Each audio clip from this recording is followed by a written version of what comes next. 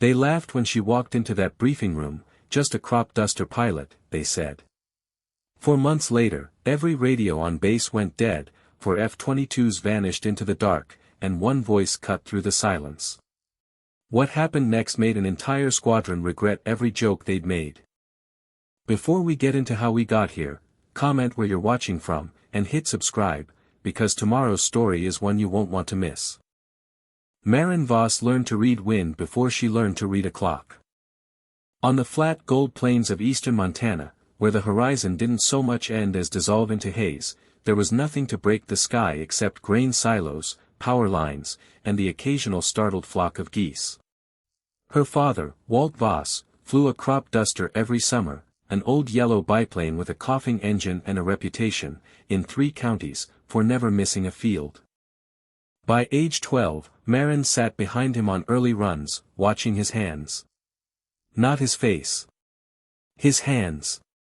The way his fingers made tiny corrections before the plane even asked for them.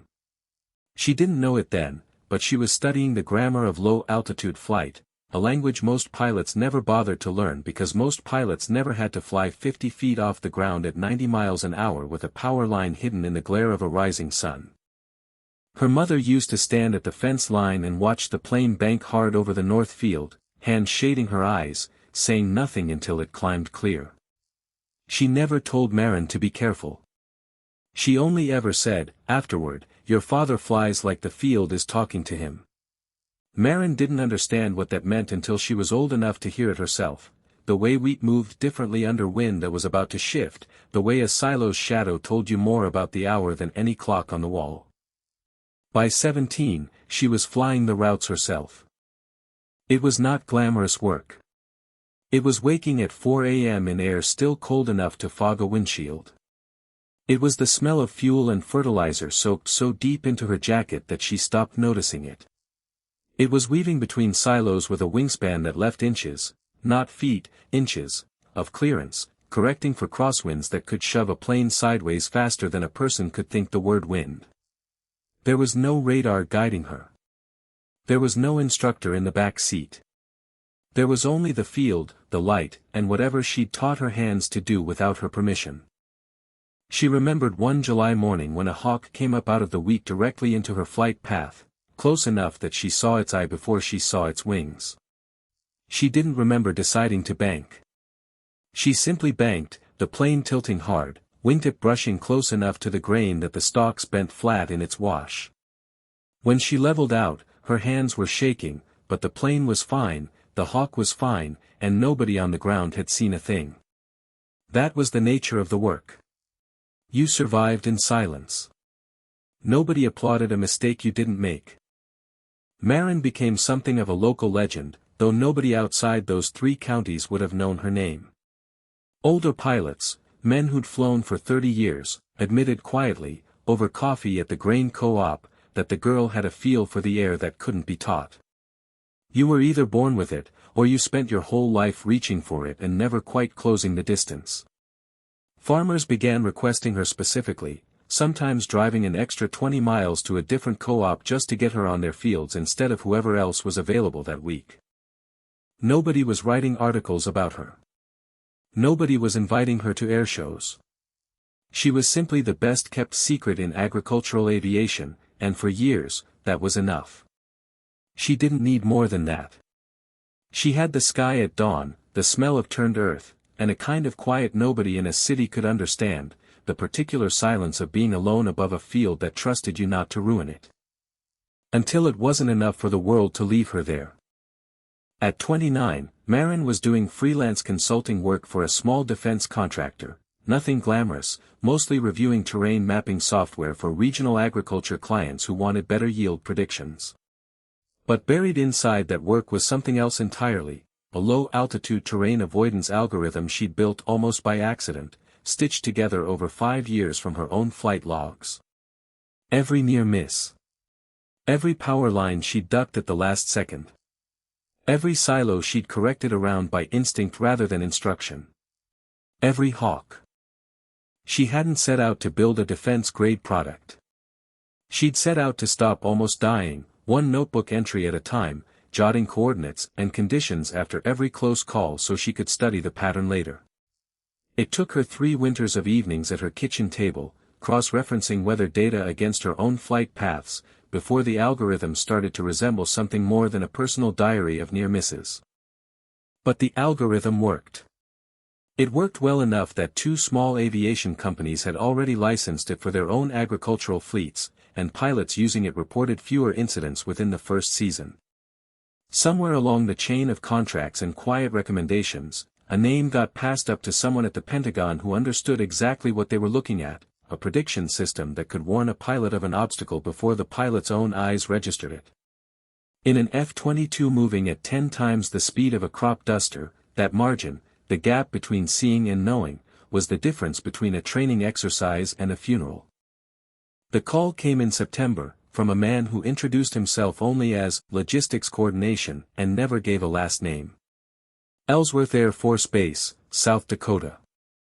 Not as a pilot, as a civilian technical consultant, brought in to adapt her system for low-altitude fighter training missions, the kind where pilots skimmed close to terrain during combat exercises and margins for error shrank to nothing. She almost said no. She had fields to fly, a father getting older, a farm that didn't run itself. But she thought about the Hawk, and the silo, and every correction she'd made that nobody had ever seen, and she thought, maybe this is what all of that was for. She packed 1 suitcase. She brought her flight logs, thick with a decade of handwritten hours, tucked under one arm like proof of citizenship in a country that hadn't yet agreed to let her in. Nobody asked to see them. The briefing room at Ellsworth smelled like burnt coffee and cold morning air. A dozen fighter pilots sat scattered across folding chairs, flipping through files, half listening the way people do when they've already decided a meeting doesn't concern them. Flight suits hung loose on some, tailored sharp on others.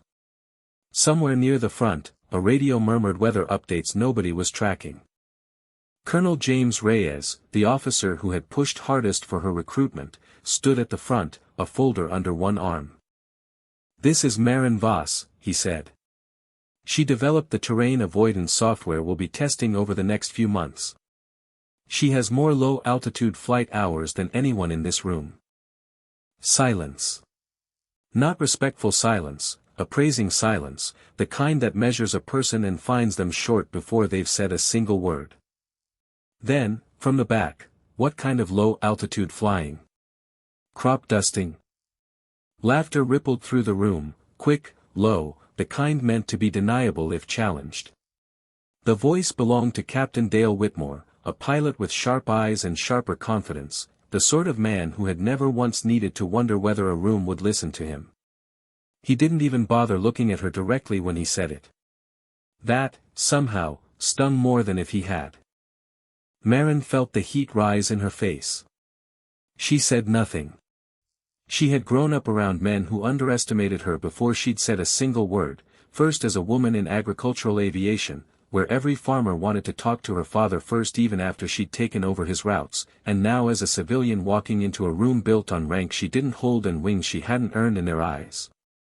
"She's here to teach us about flying," someone else muttered, and this time the laughter was looser, less restrained, spreading down the rows like something contagious. Reyes raised a hand. The room quieted.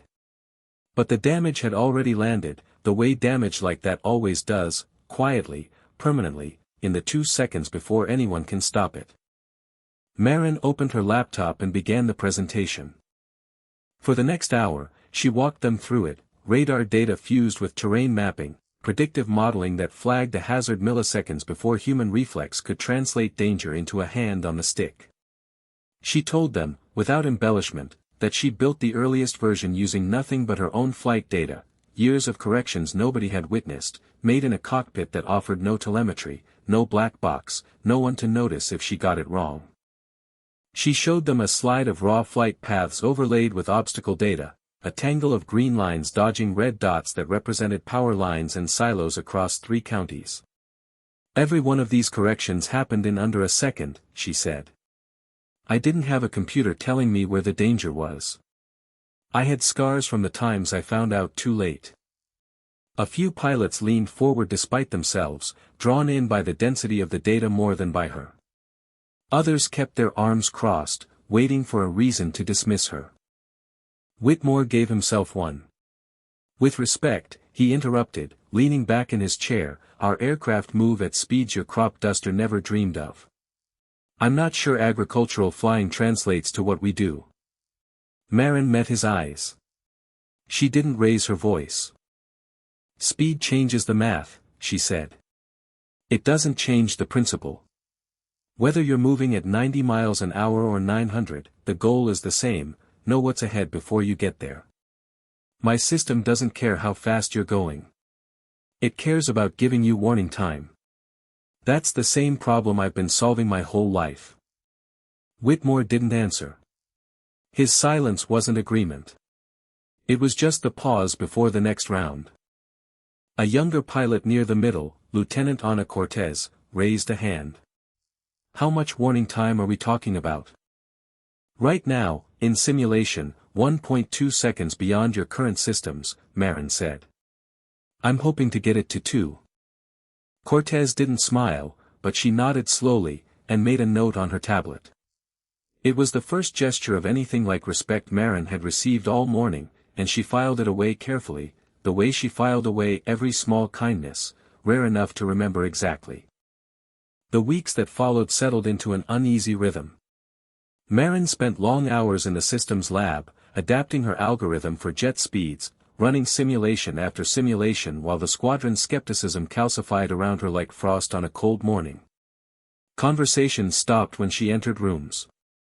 She ate lunch alone in the corner of the mess hall, the way she'd once eaten alone at county fairs where nobody wanted to talk to the girl who flies the duster plane.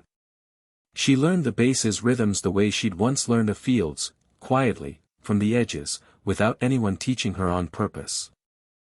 Cortez was the only one who occasionally sat near her, though even she kept a careful distance from open friendliness, as if worried what it might cost her socially among the others. "Don't take it personal," she said once, stirring coffee she never seemed to actually drink. "Whitmore gives everyone a hard time. He gave me a hard time for 8 months before he stopped." "Did it stop because he decided I was wrong to feel bad about it, or because I proved something?" Marin asked. Cortez considered that. "Proved something," she admitted. "It's usually that." Marin didn't complain, not to Cortez, not to Reyes, not to anyone. She'd watched her father survive droughts and engine failures and years where the harvest barely covered the note on the farm. Complaining had never fixed a single thing. Only work did. So she worked, 12, sometimes 14 hours a day, running her terrain model against every recorded low-altitude incident the Air Force would let her access, tightening the margins, shaving fractions of a second off the warning window. One night, Colonel Reyes found her still in the lab long after the base had gone quiet, the hallway lights dimmed to their nighttime setting, her monitor the only bright thing in the room. "You don't have to prove anything to them," he said, leaning in the doorway. "Yes, I do," she said, not looking up. "Not because they deserve it. Because I do."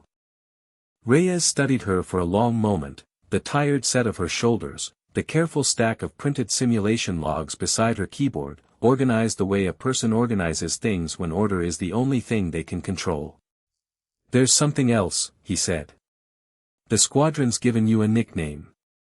Ghost Hawk." She looked up. "Is that supposed to be an insult?" "Whitmore's idea," Reyes admitted. "Something about how you fly under the radar, quiet, unnoticed, until you show up somewhere unexpected. It wasn't meant kindly." Marin considered this for a long moment. She thought of the hawk over the wheat field, the one whose eye she'd seen for half a second before banking clear of it. She thought about how her mother used to say the field was talking to her father, and wondered if anyone here would ever understand a sentence like that. Then she allowed herself the smallest smile. "Ghost Hawk," she repeated softly. "I've been called worse."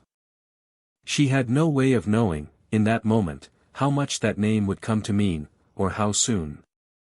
3 months in, Marin's software had been quietly folded into 2 training simulators, still labeled experimental, still treated as a backup system nobody fully trusted. Most of the squadron kept their distance.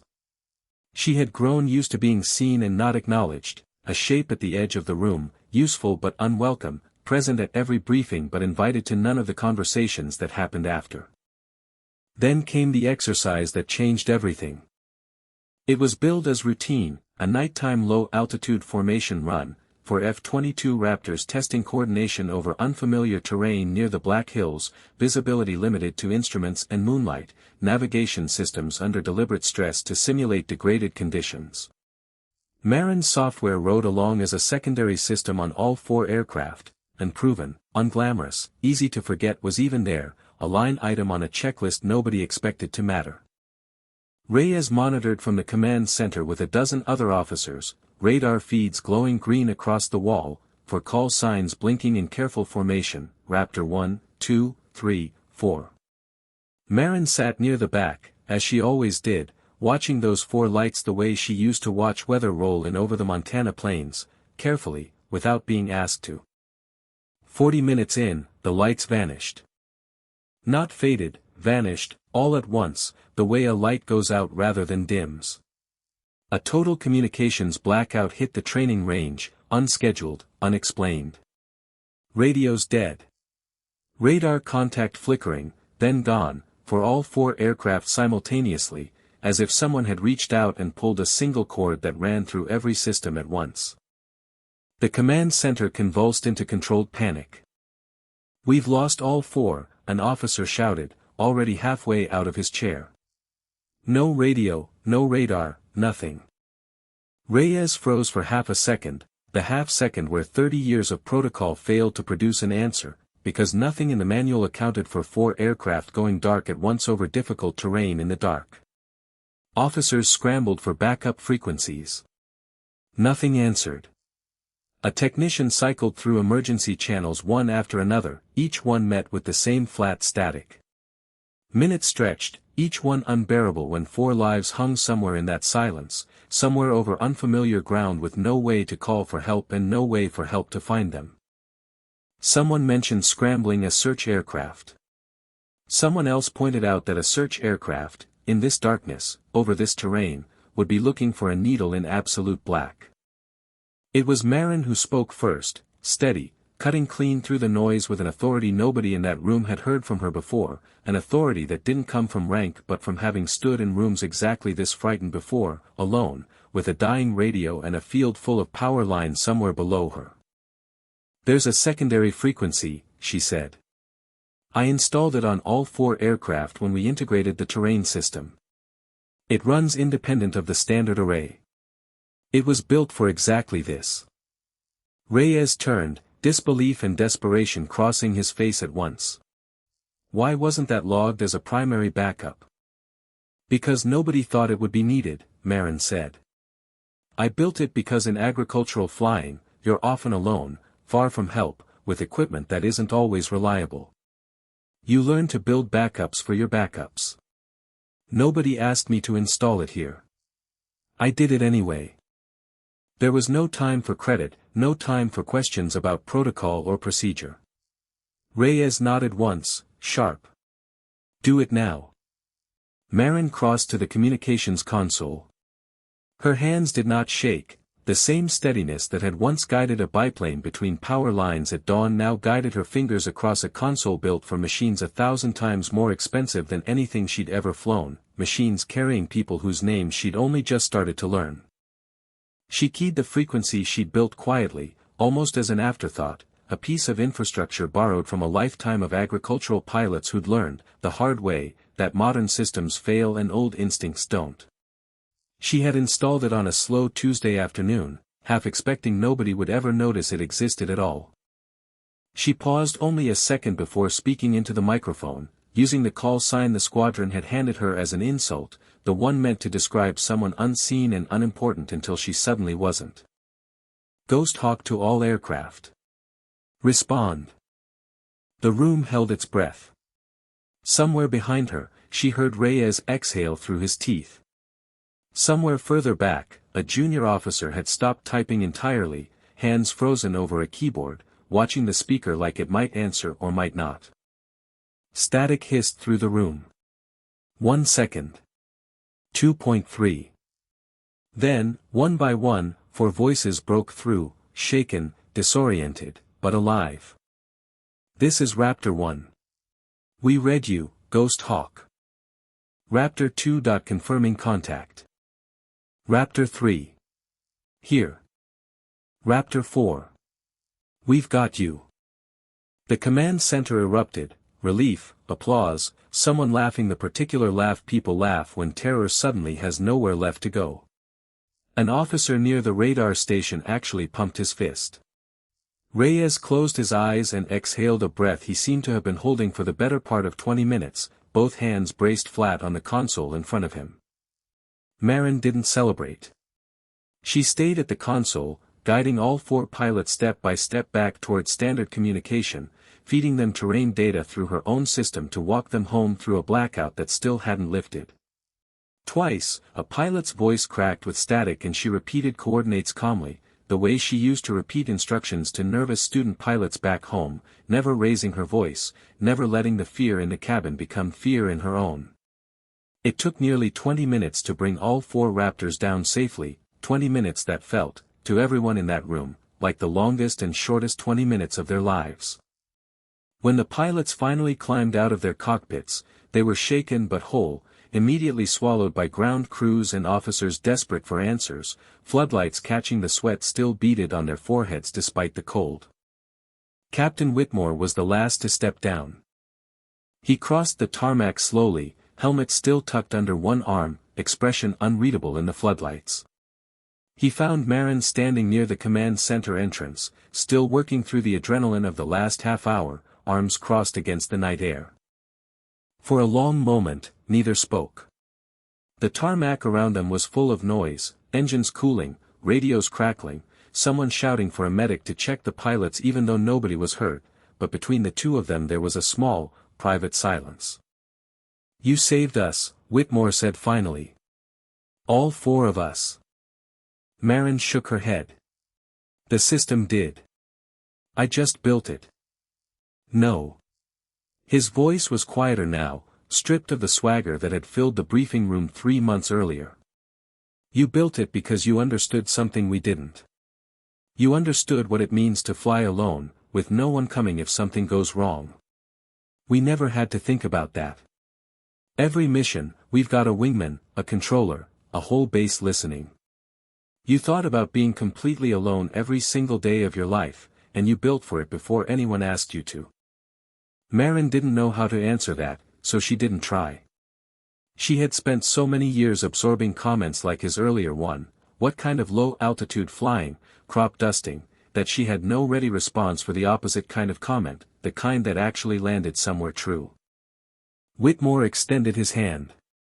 Ghost Hawk, he said, and this time there was no mockery in it at all. I think that name suits you better than any of us realized. She shook his hand. Something shifted, quiet, unspoken, but permanent, the way a wind shifts on a farm just before harvest, so gradually you only notice once everything smells different. The story moved through the base the way stories like that always do, fast, then faster, gathering detail with every retelling, until the version told in the mess hall 3 weeks later had Marin single-handedly rebuilding the entire communications grid from a laptop balanced on her knee. The civilian crop duster whose overlooked backup system had pulled 4 fighter jets home through an unexplained blackout became something close to legend. The nickname that had once been a joke turned, almost overnight, into something worn with pride, murmured by junior pilots who'd never met her but wanted to have. An investigation was quietly opened into the cause of the blackout, a rare atmospheric interference event compounded by a hardware fault in the range's primary relay, the kind of failure engineers later described as a once-in-a-decade coincidence of bad luck.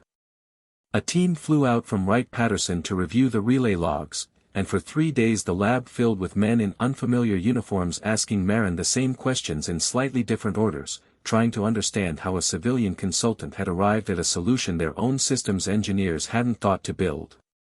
She answered each of them the same way, patiently, without pride. I didn't think I was solving a military problem. I was solving my own. Nobody could have predicted the failure itself. That, more than anything, was what made Marin's backup frequency remarkable. She hadn't built it because she predicted this exact scenario. She'd built it because she'd learned, long before anyone asked her to, that failure of some kind was always eventually coming, and the only real defense was to already have an answer waiting when it did. One of the visiting engineers, a soft-spoken man named Patel, told her before he left that her instinct for redundancy was something they usually only saw in pilots who'd flown combat, people who'd been shot at, who'd lost someone, who understood in their bodies what it meant for a system to fail at the worst possible time. "You never flew combat," he said, half a question. "No," Marin told him. "I flew alone. It teaches you some of the same things." He didn't have a response to that, and she didn't need him to. 6 months later, Marin stood in the same briefing room where she'd first been laughed at. The room was unrecognizable in every way that mattered, the same chairs, the same folding tables, but a different atmosphere entirely, the kind of quiet that comes from respect rather than dismissal. Colonel Reyes handed her a patch, the squadron's insignia, modified to carry 2 new words stitched beneath it, Ghost Hawk. "It's the only civilian patch we've ever issued," he said. Everyone agreed. "You earned it." The applause that followed was nothing like the silence of her first morning. Even Whitmore, standing near the back, gave her a respectful nod, and Cortez, sitting near the front this time instead of hiding in the middle rows, actually smiled. Marin accepted the patch with the same quiet composure she'd carried since the day she arrived. She didn't need the ceremony to know her own worth. She'd known it for years, long before anyone in that room had bothered to ask, long before a hawk had crossed her flight path over a Montana wheat field and taught her, without meaning to, exactly what it meant to build for the moment nobody else believed was coming. She stayed at Ellsworth another year, refining the system, training new pilots, slowly becoming something she'd never quite been there before, a respected voice instead of a tolerated outsider. Cortez became something close to a friend. Even Whitmore, in his own careful way, started stopping by the lab occasionally, asking questions about the algorithm, not to challenge it but to actually understand it. But every weekend she could manage, she flew home. Not to the base, not to the lab, to Montana, to the same kind of small yellow aircraft she'd learned on as a teenager, skimming 50 feet over gold wheat at first light, the engine coughing the same way it always had, the fields exactly as flat and endless as she remembered them. Her father still came out to the fence line sometimes to watch her fly, older now, slower, but with the same quiet in his face he'd always had watching a plane bank clean over the north field. He never asked about the base, or the patch, or the story that had, by then, made its way even into a regional newspaper under a headline that embarrassed her more than it flattered her. He only ever said, the way her mother once had, "You fly like the field's still talking to you." "It is," she told him once. It never stopped. She kept the patch in a drawer at the farmhouse, not framed, not displayed, just folded in with her old flight logs, the same logs nobody had asked to see on her first morning at Ellsworth. Sometimes, on a slow evening, she'd take it out and turn it over in her hands, thinking not about the applause in that briefing room, or Whitmore's handshake, or the newspaper headline, but about a July morning years earlier, a hawk rising out of the wheat, and the half-second in which she decided, without deciding, that she would always build for the moment nobody else saw coming. It was there, alone in the open sky above the land that raised her, that she felt most like herself. Not Ghost Hawk. Not a consultant. Not a name spoken with new weight in military hallways. Just Marin Voss, a pilot who had spent her whole life flying close to the ground, learning lessons that would eventually reach higher than anyone, including her, had ever expected. The fighter pilots at Ellsworth would go on to fly faster, higher, and farther than she ever would in her modest crop duster. But they never forgot the lesson she taught them on a night when the sky went dark and stayed dark, until one voice cut through it and brought them home. Sometimes the quietest person in the room, the one everyone underestimates, is the one who understands best what it means to survive when no one else is coming to help. That, in the end, was the real story behind the name Ghost Hawk.